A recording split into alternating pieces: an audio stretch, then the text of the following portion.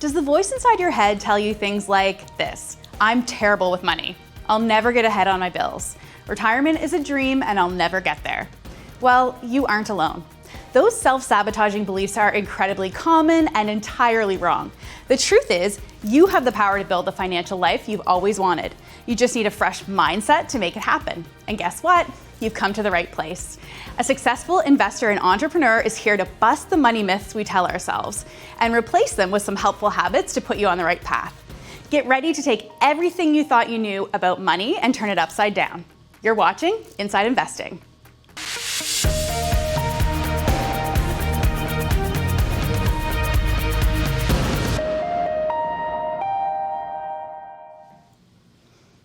Hello, everyone. Welcome to a special episode of Inside Investing, your guide to leveling up your investing skills with perspectives from savvy DIY investors and financial pros. Presented by TD Direct Investing, named Canada's best online brokerage by the Globe and Mail for 3 years straight and counting. I'm your host, Caitlin Cormier. Today's episode is in honor of International Women's Day. Our special guest is here to share the personal money lessons that helped her build a positive relationship with money, and hopefully help you do the same. Joining us is Lyn Allure, founder of Good Girls Gone Boss. It's a community of over 20,000 women entrepreneurs learning to build their dream businesses. Lyn is also a financial content creator, a DIY investor, and entrepreneur with over 500,000 followers across social media. Lyn, thank you so much for coming on the show. No, absolutely. I'm so excited to be here. You guys have an amazing studio set up here, so I'm excited. Awesome. I mean, we read this resume of yours. You have so much going on. You've built this really successful business in under a decade. It's incredible. Can you tell us more about what it is that you do? Yeah, so I am a content creator and an entrepreneur. Some content that I create is around personal development and personal finances, overall self-improvement. And one of my businesses is Good Girls Gone Boss, where I help other women to unlock financial freedom for themselves, identify what that looks like for themselves instead of adopting what they think it should look like, and then building the tools, building the plan, and finding the tools to make that happen for themselves. Yeah. I love that. So what got you into this career? What got you into this area? You know, I didn't expect to actually be in the space that I am in exactly. It starts all the way back from when I was younger. So both my parents immigrated to Canada from Ghana. My dad came first and he had a really cool, resilient story. And then he brought my mom over. A few years later, he goes back to Ghana, gets stuck there because of immigration. And so my mom now found herself in a new country with kids, 3 kids, and having to become the matriarch of their family, essentially. And so from early on, I was really brought into the money conversations because it was tight at the time, but she was very resilient. I always say that she was the original Good Girl Gone Boss because I saw her really, put together her tools and her resources to make something out of nothing, from government housing to owning multiple properties. At a young age, we'd be at the grocery store and she'd be telling me like, okay, this is a chewy bar and this is a dark chocolate granola bar. It's the same thing, different price. Which one are we choosing? And so from very early, I was very cognizant of being comfortably frugal, and I think like many other immigrant parents, so I've heard, they outsource their admin tasks to their children. And so from a young age, I was looking through mortgage schedules and asking, what does amortization mean? And what does maturity mean? All of this stuff. I'm doing all the admin stuff in the household. And so I found it really fun. And when it was time to choose a career, I ultimately chose finance and accounting. I went to school, got my bachelor's of business admin with an area of emphasis in finance. I also got my 3-year advanced diploma in accounting. And so I thought that was the route I was going to be taking. I started my YouTube channel really as an outlet, a creative outlet, because the curriculum in school was very dry and mundane, lots of numbers, which I love, but a lot of theory as well and law. And so I started off doing all the girly things on the internet, hair, makeup, fun things. And as my career evolved, so did my interest. And I wanted to talk about finances on the internet, but I really wanted it to be palatable. I didn't want it to seem overwhelming or daunting, and I wanted it to make sense to the everyday watcher, the everyday woman who was already on my channel. And so that's how the Good Girls Gone Boss brand was built, out of the Lyn Allure brand. Your mom sounds amazing. Like, what a woman to be able to look up to. Like, that's so cool. Thinking about amortization as a child sounds crazy, but that's so awesome. And so when we think about kind of financing, you talked about kind of making it fun, making it palatable for people. So one of the things you've talked about, mindsets, you've talked about almost being self-care, or financial care being self-care, and talking around mindsets. So what do you feel that women have to have as far as a mindset to feel confident to take charge of their financial lives? Yeah, so I think that we tend to put too much emotion on our finances. It doesn't need to be this overwhelming process. I think that when we attach emotions to money, we give it more power than it actually deserves, right? Money is a very neutral source, a very neutral resource. It's kind of like a power saw or a hammer. Like, you wouldn't say it's good or bad. It's just a tool, and it's how you use it that gives it value. So I would say with money, we have to find ways to make it fun, have the conversations with our girlfriends, have the conversations with our friends, and even with ourselves, getting over that hump of like, I don't want to look at my bank statement, or I don't want to open the bills that come in the mail. Try and find activities that make it fun and less overwhelming for you, so that you start to realize that money itself doesn't have any power. It's just what you do to it that gives it meaning. It's so everyone has money is what the whole world runs on. So yeah, if we're intimidated by it, we're scared by it, that can make a huge impact on us individually as people. So that makes a lot of sense. Okay, so let's really get down to our conversation, the money mindsets and habits that you feel can help women reinvent their finances. And if you're in our audience and you want to get in on the conversation, make sure to submit your questions. So if you're on Webroker, use the chat box to send us your questions.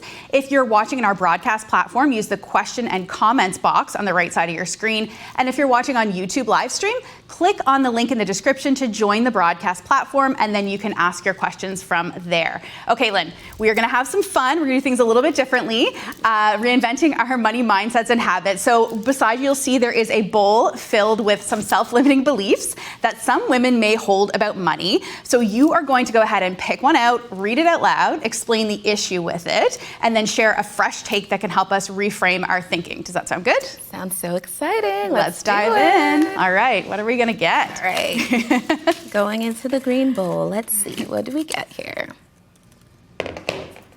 All right. We have, if I make an investing mistake, it will ruin me financially. I can see this being a big fear for a lot of people. Okay. Yes. So what is your take on that? So I say a principle I live by is wise people or smart people learn from their mistakes, wise people learn from the mistakes of others. There's a ton of resources out there that help you to kind of figure out how to get started, right? We're so lucky and so fortunate to live in the society that we do.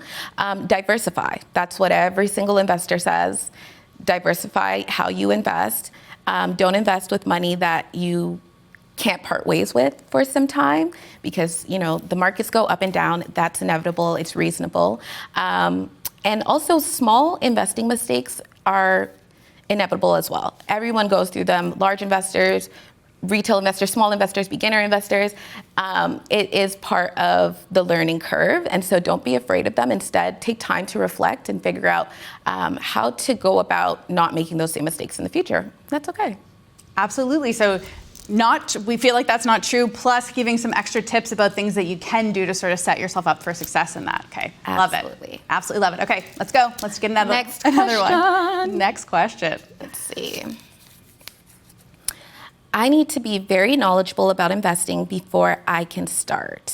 Man, I think this one's very common. A lot of people feel like, I'm not DIY investors or not, right? I need to know so much before I even jump into the investing world. So what's your take on that? Okay, again, diversify it's one of the biggest ways to mitigate risk, reduce it as much as possible, right? So buying things like ETFs, tracking broad market index funds helps you to not have your money all in one place. So that's something to know as well.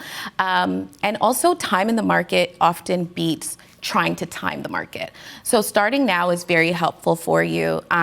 Instead of trying to figure out, okay, when is the stock market going to crash? Then I'll enter the market. Trying to make it a habit also alleviates some of that stress on like, what should I buy? When should I buy? Automate it, right?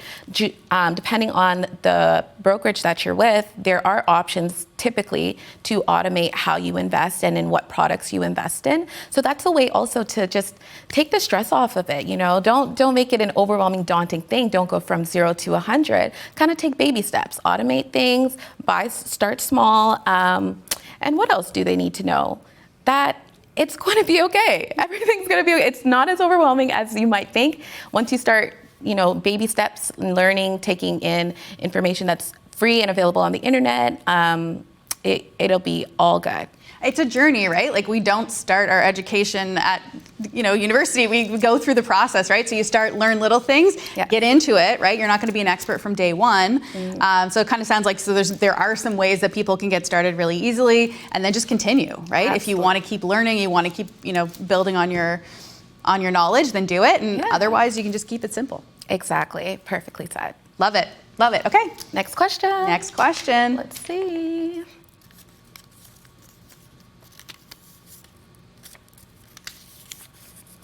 I need to pay off all my debt before I can even think about investing. Love this question. This one is a very popular question.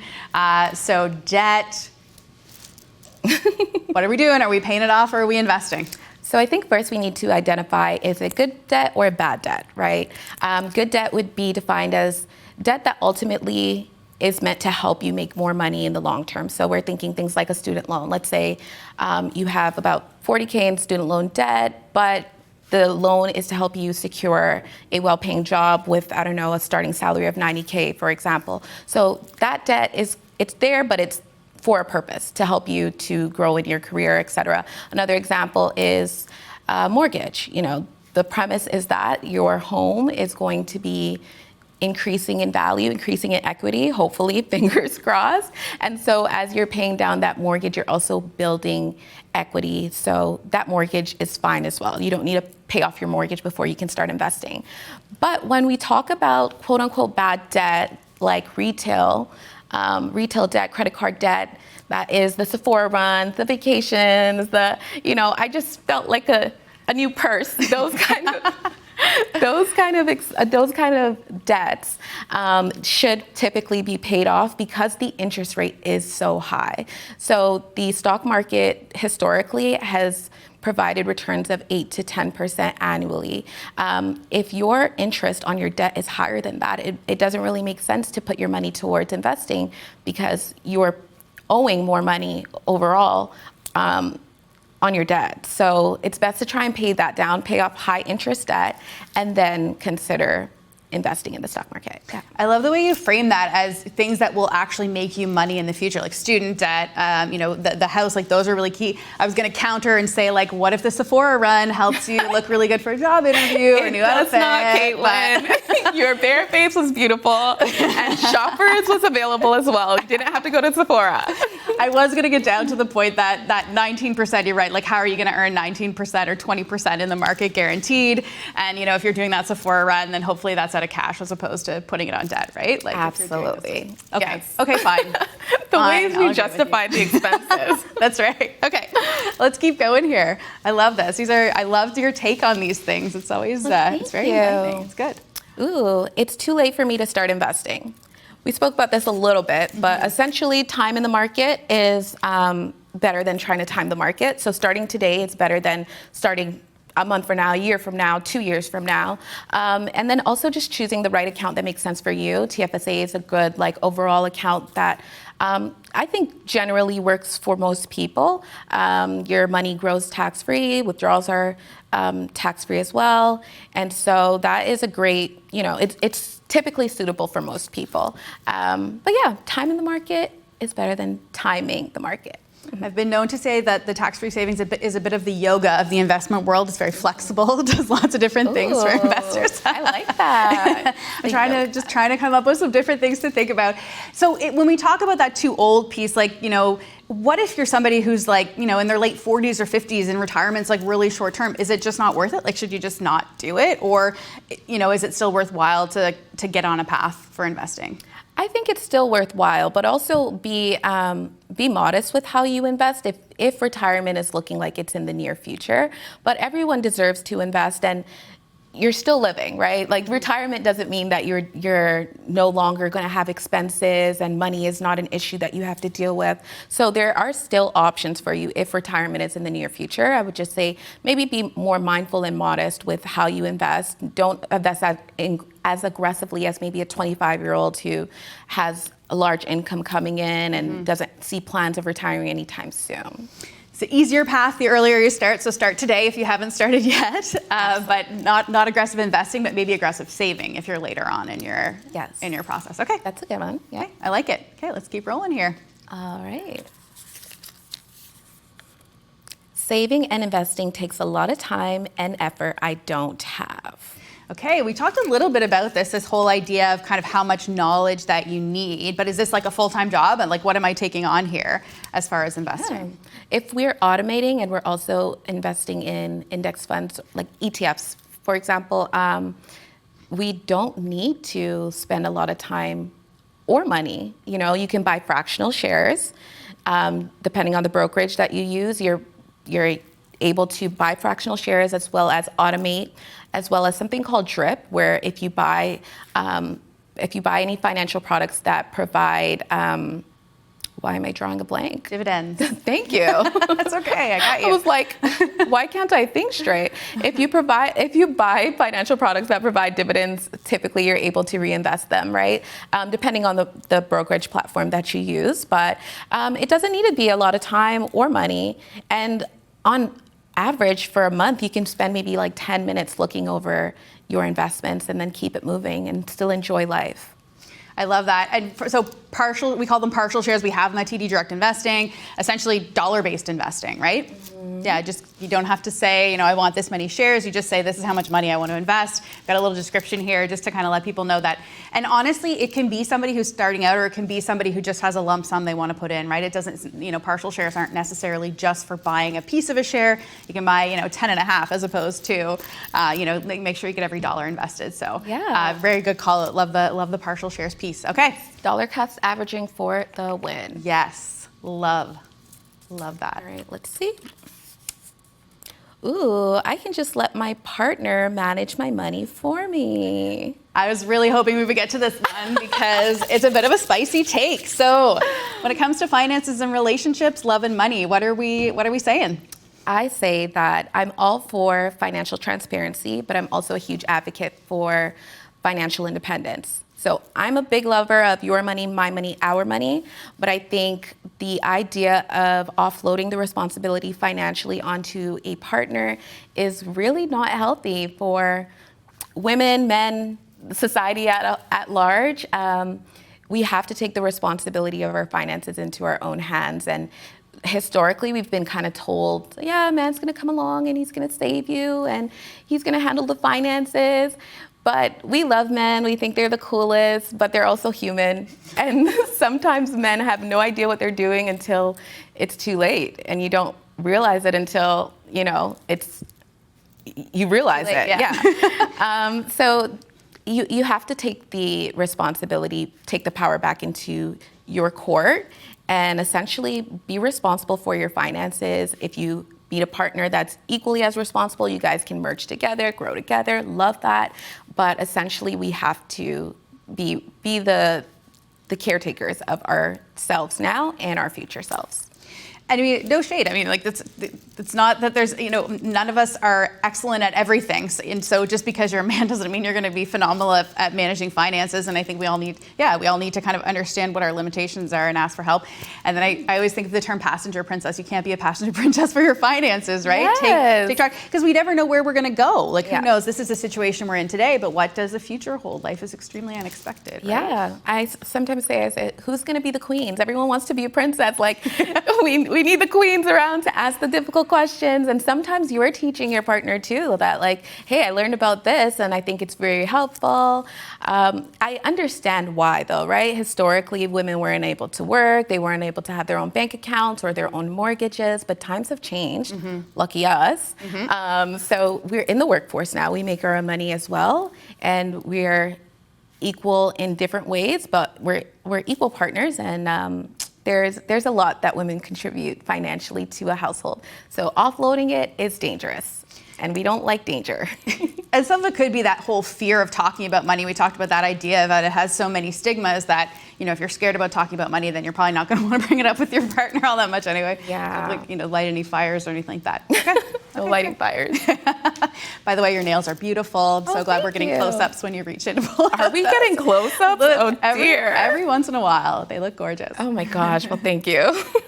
I need to earn more income before I can start investing. Okay. Is there like a number as far as finances go? No, you don't need a particular amount, right? But there is a general rule of thumb with finances and how you manage it, the 50-30-20 rule. So 50% of your income goes towards essentials like your rent, car payment, transportation, etc. And then 30% goes towards your wants. So that maybe is the travel. That's the Sephora runs there. And anything that's miscellaneous. And then 20% would go towards savings and investing. So if you split that right down the middle, you're looking at about 10% towards investing. And I like to push the idea of paying yourself first. So pay that before we get into the needs and the wants. Because what I find is that you're able to make things happen for yourself when you have whatever you have available at your disposal, right? But if you make saving and investing an afterthought, it hardly ever gets taken care of at all. So try taking care of that first, and then let's say you have $100 left over, you're still gonna be able to treat yourself.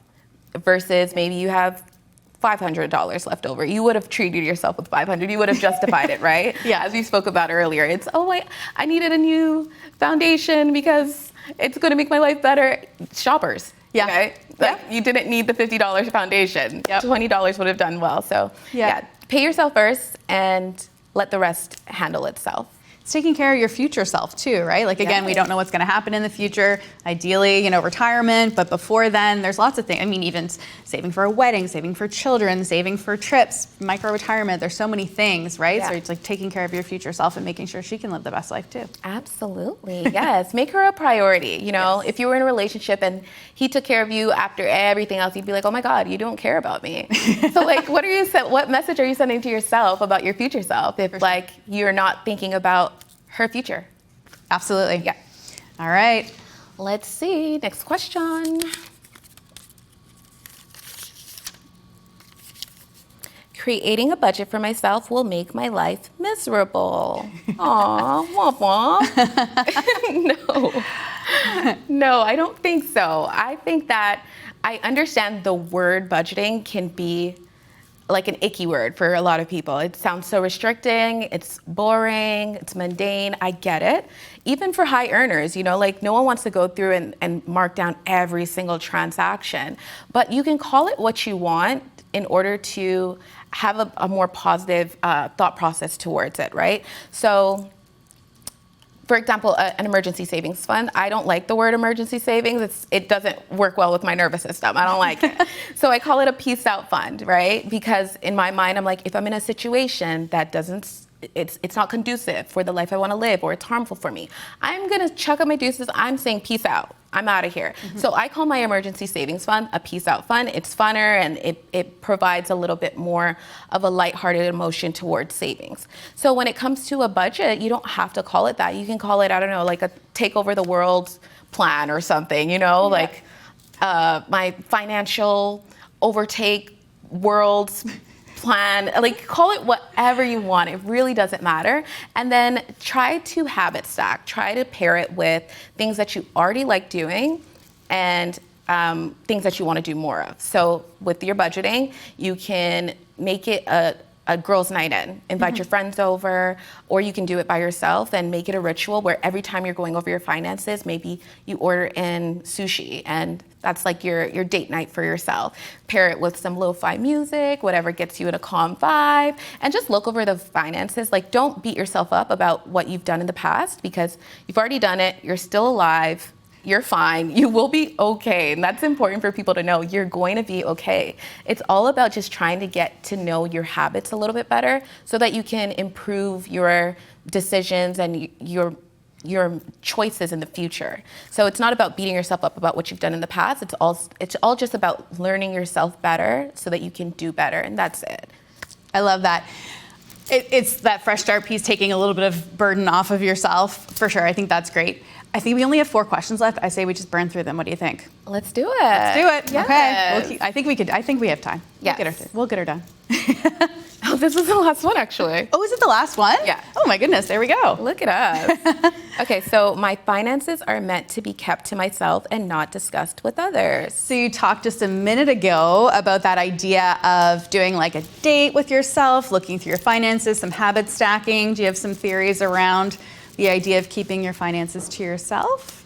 Yes, I think that when you keep it a secret, you start to think that you're the only one going through things that everyone's going through, or your circle's going through. So talking about this in your friend circle, not only do you get to know the people that you're closest with better, but it helps you to learn more about things that you just didn't know existed, right? You just don't know what you don't know. So once again, with the habit stacking, shout out to Atomic Habits. We love that book.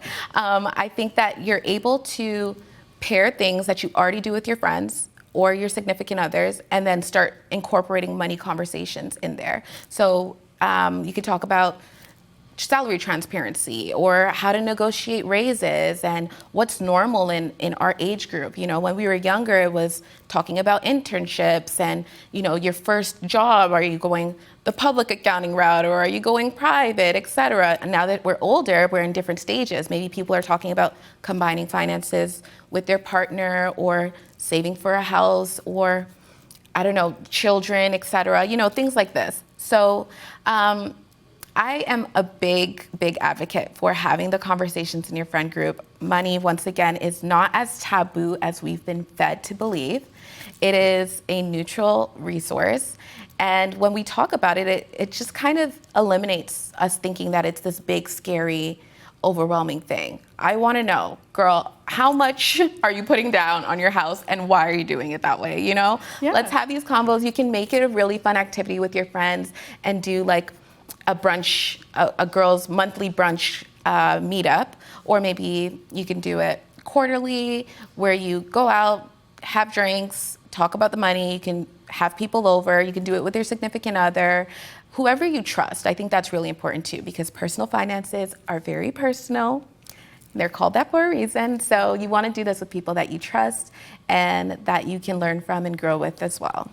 There's lots of nuggets in there. That idea of like making sure that it's not just anyone that you're sharing it with, that it is people that you trust. I love the idea of making it fun and having it like with friends and stuff. And we just talked about that idea. Not everyone has a skill in every area. So the other piece is like, you know, I might be really good at finding saving hacks, but you might be really good at some other thing that you can share too, right? There's some sharing between people. Absolutely. Let's barter our skill sets. You learn this, take all the time you need to, you know, read and learn about a certain topic, and I'll do the same on another, and then we can swap. Maybe I'm better at budgeting and you're better at investing, and now together we're both financially smarter because, you know, we tackled this from different approaches. So.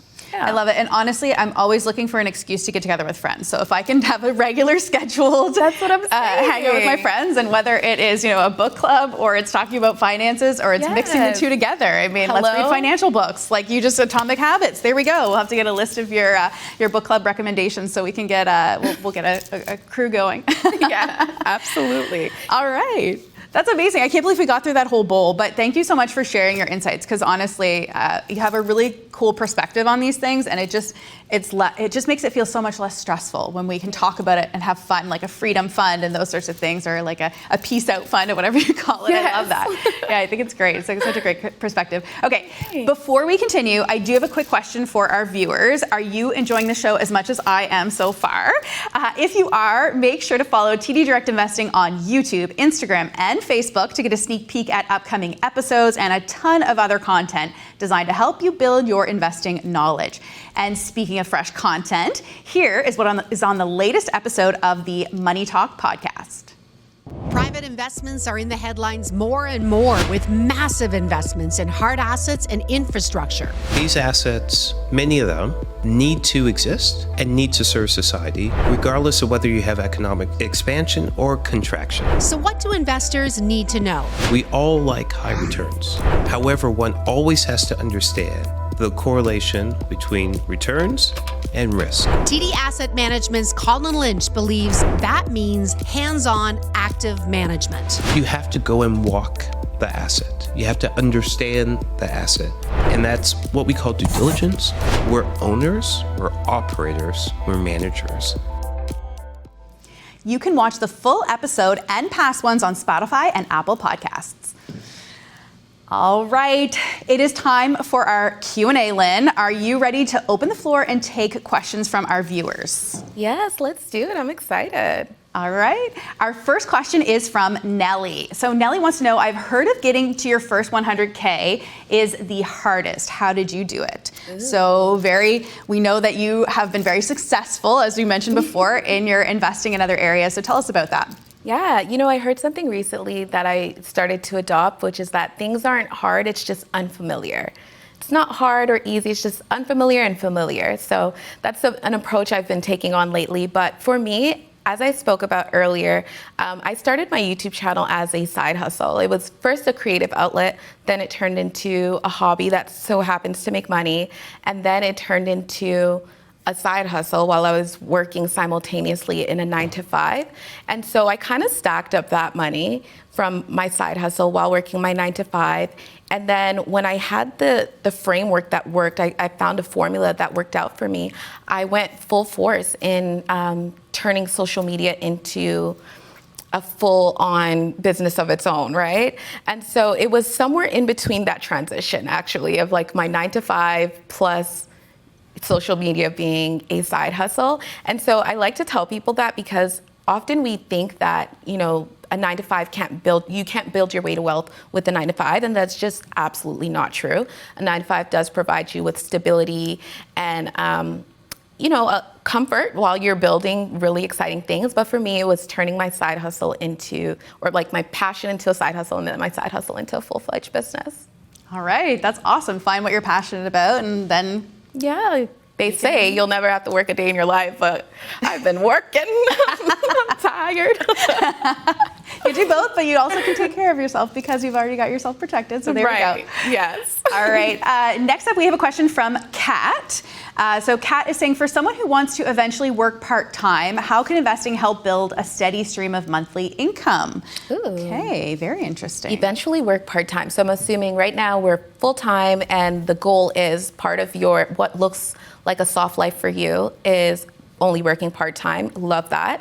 I think that when we think investing, we often talk just stocks, right? So yes, you can invest in stocks that provide a dividend, and then you'll have a monthly income, or sometimes it's quarterly. You can have income coming in that way. But then there's other things that you can invest in, right?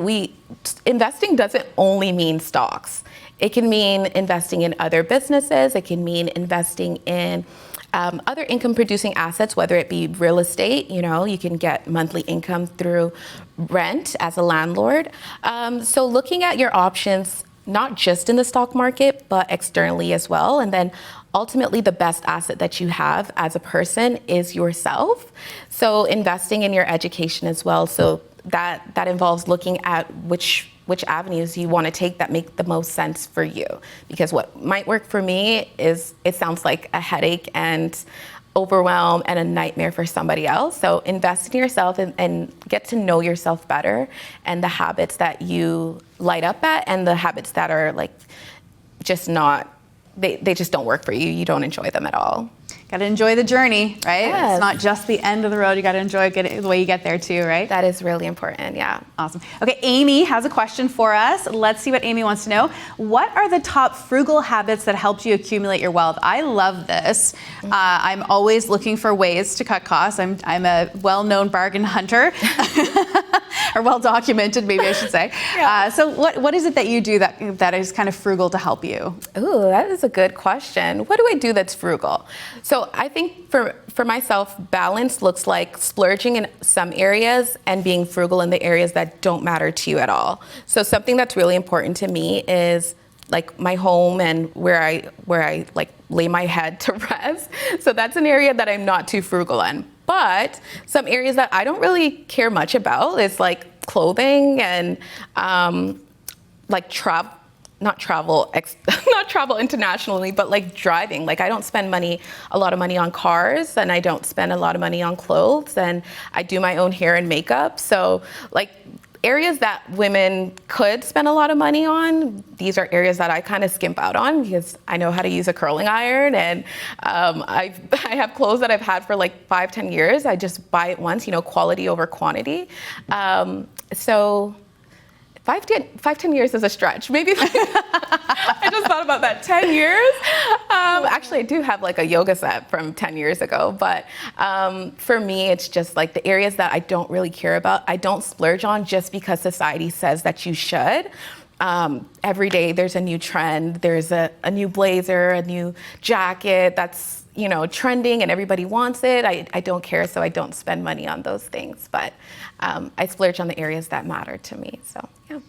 I'm not going to tell you how old this blazer is. COVID happened in the middle, so there was a period of time that I wasn't wearing blazers, but it's definitely more than 2000. And look, it's doing its thing. Quality over quantity, That's right. Buy it once buy it once the right way, and you're good. Yeah.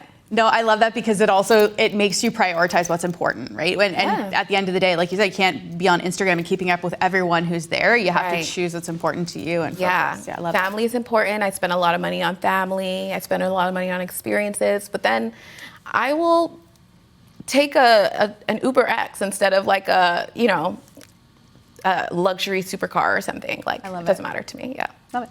Okay, we have another question. This one is from Chu. And she wants to know, what types of investments do you personally hold? We talked a little bit about some different types of investments, some easy investing. So tell us what kind of investing you do. Yeah, so in my, TFSA or my stock portfolio, I have a mix of ETFs and a few stock picking holdings, just because they're companies that I really believe in and I've been watching for a while and they've served me well. So I've got that, and then I also invest in real estate as well. Between my husband and I, we have 7 homes that we own, and some of them have tenants in it, some of them we live in. So that's a good one for me. I've always loved real estate. It really did change my life. Personally, as an 11-year-old who moved from like government housing to our first home when my mom bought our first home, it really did change my mindset surrounding money and real estate and investing long term. So for me, I do stocks, a mix of ETFs and stock picking, and then real estate. Those are my 2 avenues for me personally. Love it. 7 homes is crazy. That's a lot of homes. Over time. It wasn't all at once, but yeah.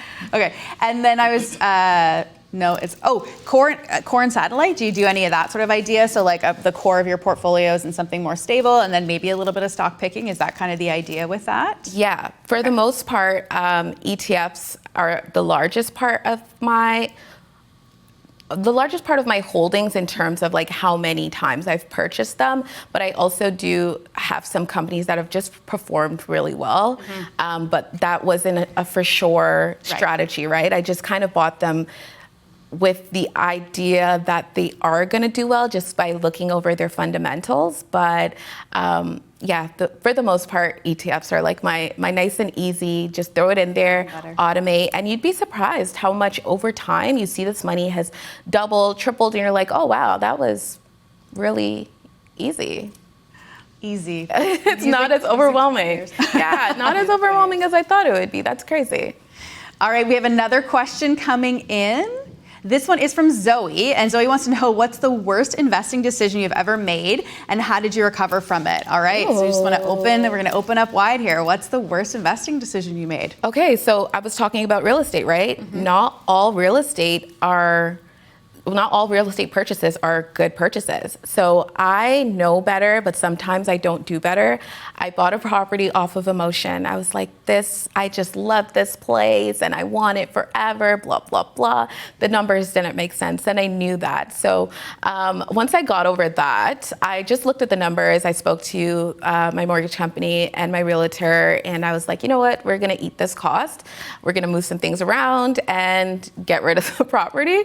How did I recover from it? I think I don't really attach my self-worth or my emotions too much to my money. So to recover, I'm just I'm never making that decision ever again to go off of emotions versus the money.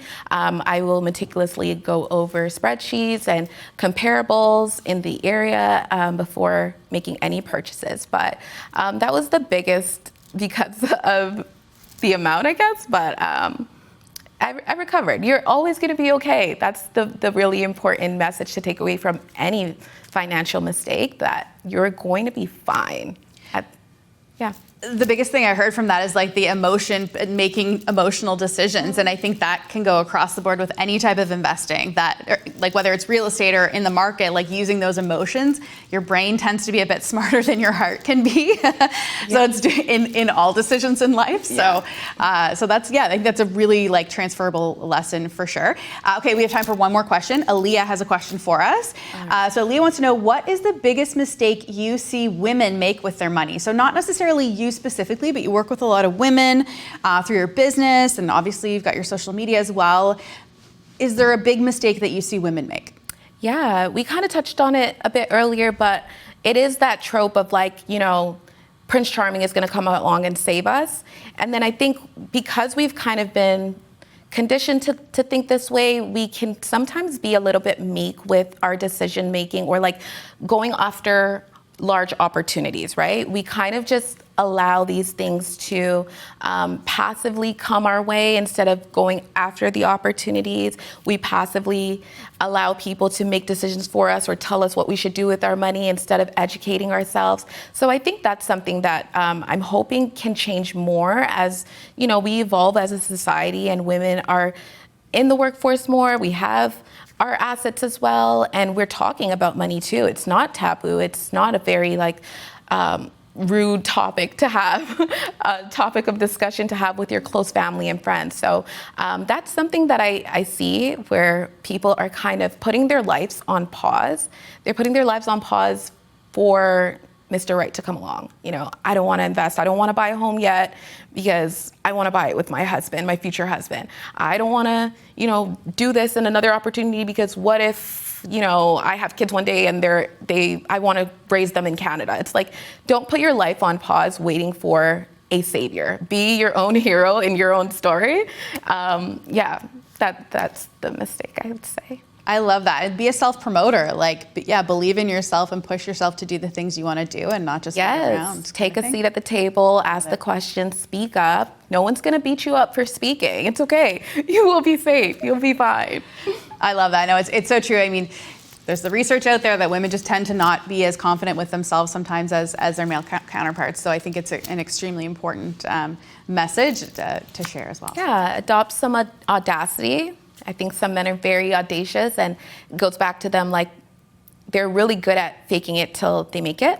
And I think women can adopt a little bit more of that. Fake the confidence until you're really confident. Practice until the confidence is real because you've been doing the behind the scenes work. Just step up more, be audacious and bold, but in your own way, right? It doesn't have to be, you don't have to take on a whole caricature of a person. Be yourself, but in full expansion mode. I love it. Audacity, a word we do not use enough in our day-to-day words, I'll just say. Yeah. All right, we have reached the end. Thank you so much for sharing your tips to build a healthy money mindset with us. I know that I know that you've inspired our viewers to create the financial life they've always wanted.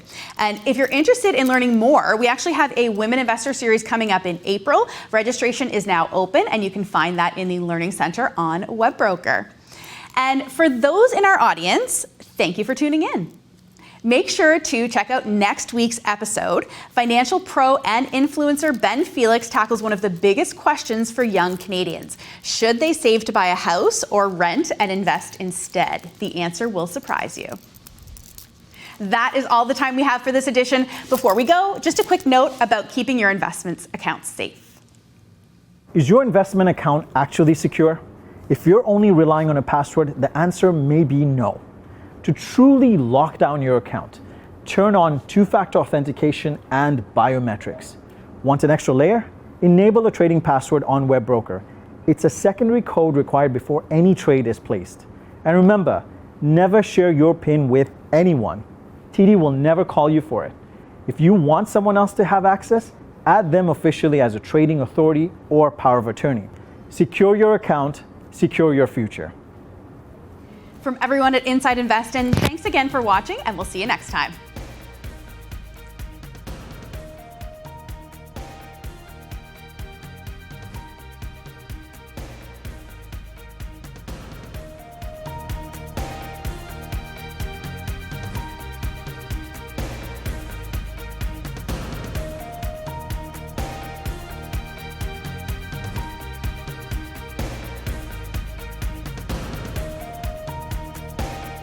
Have more questions?